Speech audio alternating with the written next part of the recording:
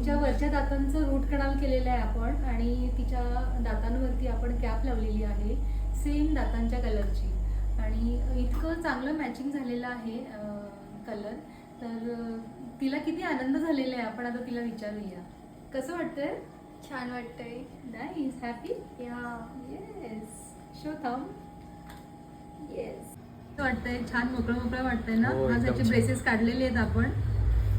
किती वर्ष होतं तोंडात ते. हो 3 ते 4 वर्ष. माय गॉड. आणि त्या ब्रेसेससह एवढे दिवस राहणं म्हणजे नाही का.